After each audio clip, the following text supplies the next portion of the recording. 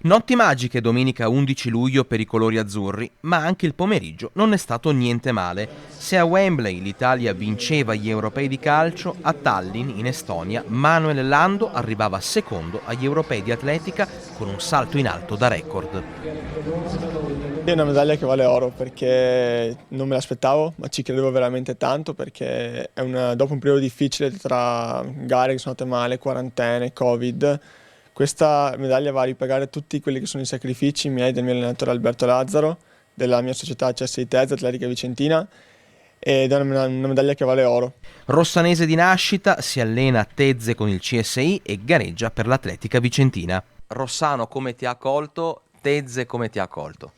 L'accoglienza è stata bellissima perché nessuno se l'aspettava come me, però veramente salto in alto così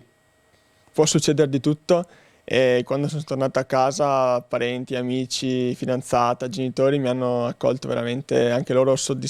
molto soddisfatti e non se l'aspettavano come me